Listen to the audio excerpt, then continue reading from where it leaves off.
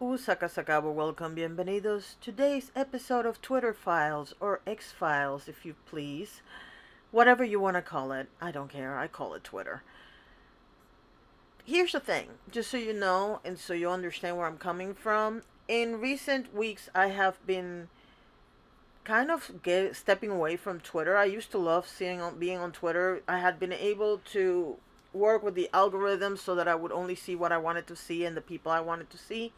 Unfortunately, after Space Karen took over, that went away, and I apparently had enrolled under Post because it says that I've been there for 27 weeks. I didn't know, I didn't realize. Then I also joined Spoutable, and I've decided that, I'm going to start using those more often. The reality is that when it comes to making stories about interesting things that I find around the internet, Twitter is still the place to go. I still have enough links to people that are interesting or have things to say, and I'm going to use those. I'm going to be stepping away more and more, and hopefully Post, Spoutable, Instagram, TikTok, and the rest will help me to find other people. But this story was very interesting to me. I found this last night and I just could not stop thinking about this. So what I'm going to do is I'm going to show you what happened and my reaction in the order that it happened. And then I found someone who actually said what I wanted to say in much better words, but basically it validated what I was thinking. Because, first reaction is one thing, but then when you think about it for a few minutes, you realize, well, maybe there's more to the story. And luckily for me, somebody else found the rest of the story. So, here we go. Enjoy. In order for this story to make sense, I guess I need to give you a little bit of information on Oppenheimer. For those of you who don't know, Oppenheimer is the name of a very smart, brilliant mind who became known in history as the father of the atomic bomb. That bomb was used in both Hiroshima and Nagasaki because Germany had surrendered, but Japan had not. And even though he was just one of many people involved in what was called the Manhattan Project, he became the face of this bomb. And so that's all the preview I'm going to give you about this situation. This movie came out 5 weeks ago at the same time that Barbie came out. And it was really funny because people wanted to watch Barbie and Oppenheimer. And personally, if I would have gone to the movies, I would have watched Oppenheimer first and Barbie second. But for reasons that I'm not going to get into right now, I was never going to see Oppenheimer. Now keep in mind that this is a movie about the creation of the atomic bomb. And there was a love affair involved between Oppenheimer and somebody, played by Florence Pugh. I forgot how to say her name, that's why I don't want to say it. I don't know how to say it. Anyway, the bottom line is that all of this brouhaha that broiled yesterday was because of the sex scene.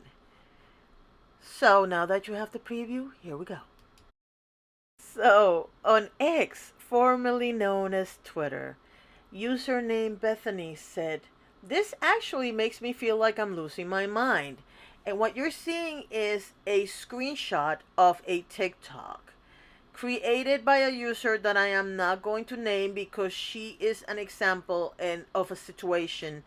And I don't want to call too much attention to her because there's more to the story and you will find out what it is in a minute. But I just didn't want to call more attention to her. Plus, if you go to her TikTok, this particular TikTok is not there anymore.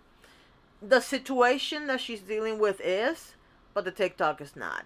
And so first impressions, I watched this TikTok and I'm sitting there like, what? Yeah, you'll see in a second why.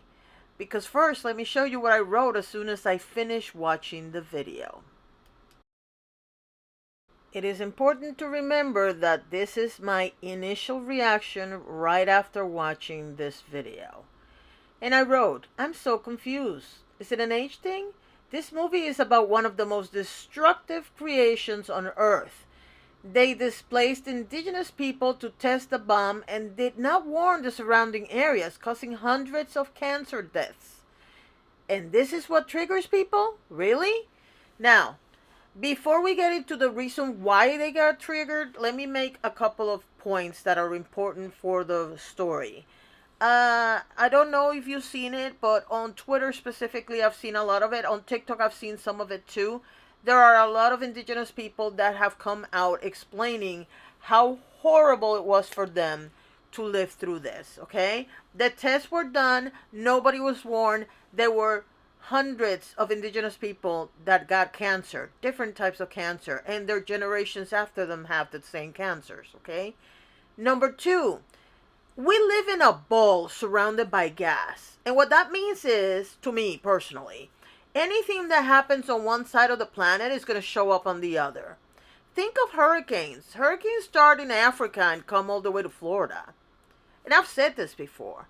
So for somebody to think that a bunch of overgrown children decide to have a war, sacrifice lives of many military people who, yes, they wanted to, they are willing to sacrifice themselves for the their country, but the way these people have no accountability and no responsibility and just go around dropping bombs on people to make them finish a war is just baffling to me, that it doesn't occur to them that if you blow up a bomb in Nagasaki, you're going to have cancer cases in that area for decades to come. But not only that, it travels. So you're going to have more cancer in the rest of the planet as a result. And as far as I'm being told, because no, I haven't seen the movie, Oppenheimer makes reference to this. Because he realized after the fact the damage that he had done. So you have a situation like this, a movie like this. I don't know about you, but that would trigger the crap out of me. And you are concentrating on a sex scene. So that made me wonder, what is going on here? And of course, then because it bothered me so much that after a while I started thinking about it, and it hit me, wait, is this person a survivor of SA or DV? Is their husband a survivor of SA and DV?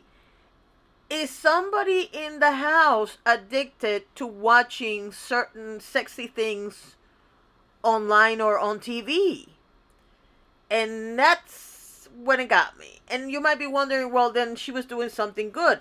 Here's the issue. When you listen to her talking about triggers, the funny part about the triggers is that she's more concerned about what's going to trigger her, even though the person that is addicted is her husband. That's one. Number two, like my husband said to me, because what she explained was that they have a game plan, and when they got to the movie, when they got to those scenes, he closed his eyes, rested his head on her shoulders, and she let him know when it was over.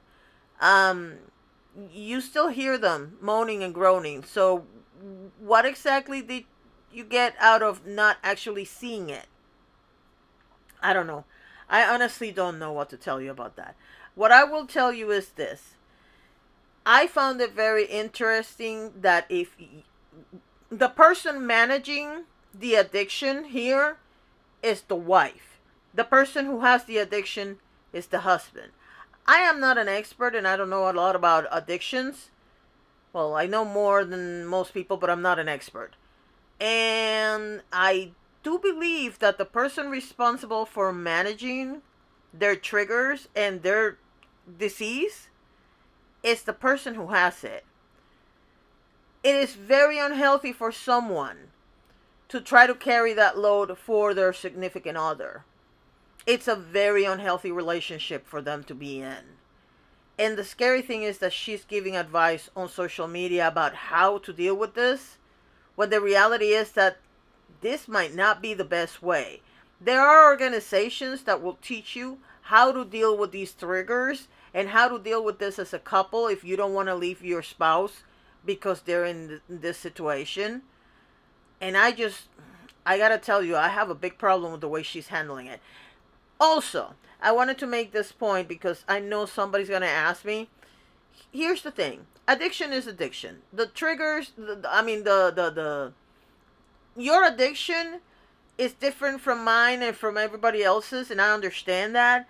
But here's the issue when it comes to couples specifically. And I'm going to use an example because it's the easiest way for me to explain it. When you're addicted to substances, you can cut those substances out of your life. In the case of medication, it's a little difficult, but in the case of alcohol or other substances, you can cut those out of your life and it doesn't change your life at all. When it comes to food, for example, it's a little difficult because you need food to live. So the techniques and the things that you work on are different, but it's still addiction.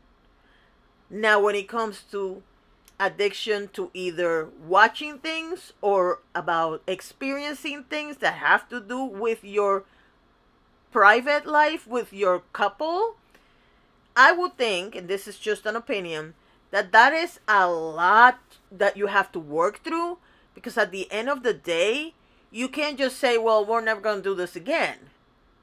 You still want intimacy between the couple, and the biggest intimacy between a couple is, let's face it, sex. So there are different techniques, just like when it's a food addiction, because you're not going to completely stop doing it unless you live by yourself and you can do that. Most people are not going to just end it there. Now, because I had all these concerns, I was wondering if anybody had come up with anything about this, and it turns out that after I thought about it for a while, I saw this thread on Twitter that explains the whole situation, and that's how I found out that I was right about the idea of it being an addiction. And I'm going to finish this video by reading the entire thread, and then I can't wait to see what you have to say in the comment section below. Now, a special shout out to Evan Sutton, who was the one who found the link and said, Heidi looked into that triggered by 16 lady and came away with this excellent thread about emotional manipulation versus emotional responsibility. You should read it.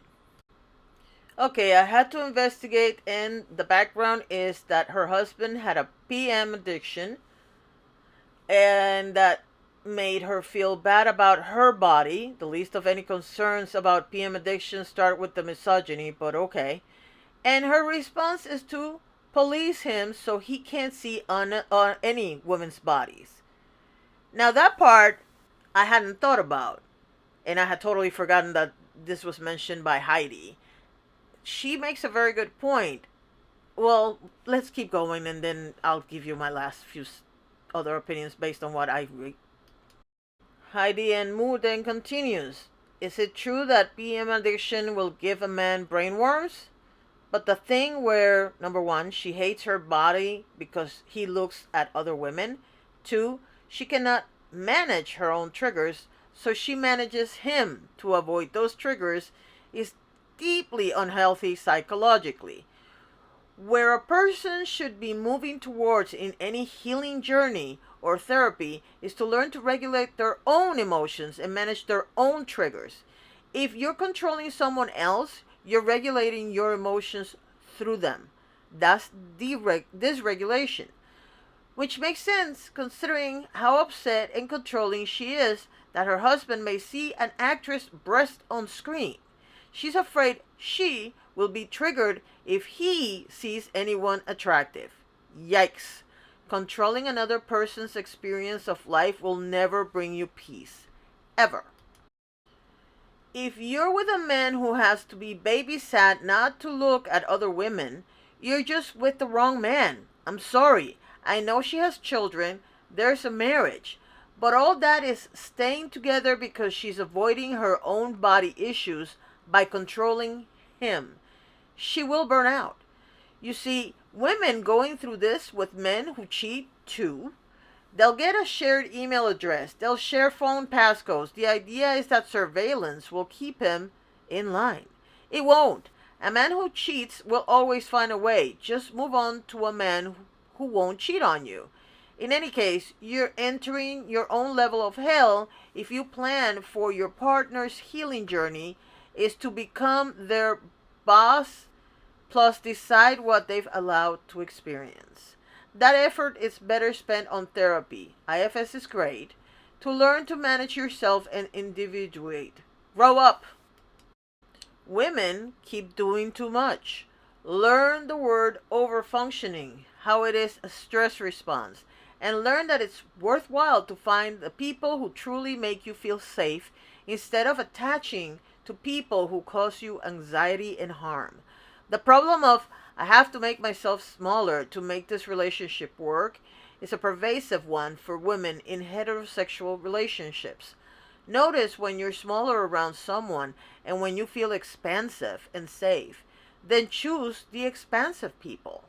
Also, please consider the concept of stepping back and letting people experience their own karma.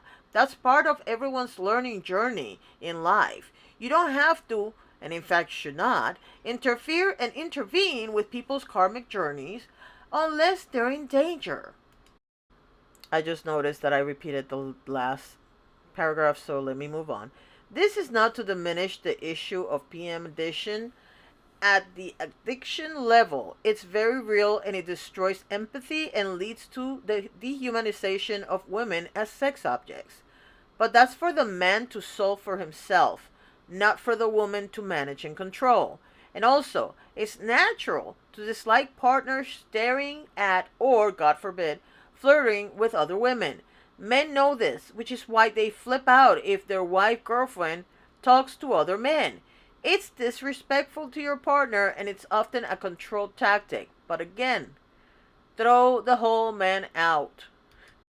To be helpful, please do not try to confront your triggers on your own. There's a reason you're protecting yourself from feeling those things. And dark things can come up. It's best done with a therapist or guide. But you can become aware of emotions. And she shares a document that says, what does processing your feelings even mean? Then she goes on. Something else that may be helpful for people dealing with, partner with people who are dealing with addictions. It's good to be aware of how people with addictions can become the scapegoat in their social circles. People offload all their sins onto the scapegoat. So what's happening here is that this woman is not dealing with her issues because she's so busy controlling her husband's experience. Her approach is, if I fix him, then I'll be okay. That's obviously wrong. She's using him as a distraction, the identified patient. It is very important to make sure you do not participate in creating scapegoats, identified patients. Face up to your own stuff. Scapegoating trauma is devastating and lifelong, and it takes years for addicts to unwind it. It makes everything worse. Do not scapegoat people. Because if she's turning her husband into the scapegoat, identified patient, for her own issues, then the kids will participate in that. And if the husband leaves or dies, she will turn one of the kids into the scapegoat. Scapegoating is not destroyed without specific therapy. Scapegoating is the core of dysfunctional family systems. It is generational trauma in many families.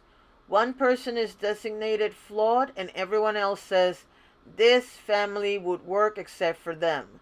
So family members avoid dealing with their own flaws. And she shares an article from Psychology Today called How Does Someone Become a Family's Identified Patient?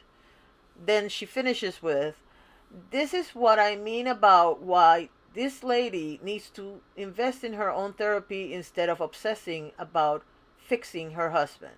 And it says, the baby scrolling on the phone while she's getting cradled. And I guess they're doing some sort of exercise and the baby's in the room with them, which I would think that would be a no-no to begin with. Because, yeah, I understand that you want your kid to see you being tender with your spouse, but the reasons why they're doing this, it's just messed up. Anyway, let me give you some final thoughts. So here's the thing. After watching what Heidi said, there's a couple of things that come to mind. And the most important one is that she was very good at defining where the wife was basically using this, situation to fix her husband instead of dealing with her own issues. I don't see how, and I have to be honest here in terms of my own experience. I've been married for over 35 years. I don't think I am the kind of person that will look at another woman and get jealous just like that. I don't think that was caused by his addiction. I think that is a problem that she brought into the marriage. The addiction just made it worse. And but I don't know because I don't know this person. So I'm just going by what I saw online, and then I went over to her TikTok and found out a couple of things. And the bottom line is this: you can't fix other people. You can only fix yourself. I sit here every day and give you all my thoughts on different things, but I'm not expecting people to actually do whatever I think is right because it might not be right for them. And that's fine. That doesn't mean I cannot give my opinion on the situation. It just, I can. You just have to decide if you want to take it or not. Now, just because somebody takes your suggestion about a particular issue does not mean that that's going to cure them either. And you have to recognize that. You can have the best intentions and people might try your suggestion and it will fail too. The best course of action in a situation like this when it comes to addictions is to go to a professional. Okay? And I think that this person and her husband, and here's the other issue. The other reason why I didn't share the account itself is because I can't tell if this is about sharing and helping other people going through this or if this is about shaming the husband. That was my initial thought. I don't know the answer to that question and I can't give it to you. But again, if you knew, because one of the things that she mentions on this TikTok is that they both knew that there was a sex scene involved. If you know that you have an issue with certain aspects of, I don't know, human bodies, why are you exposing yourself to it?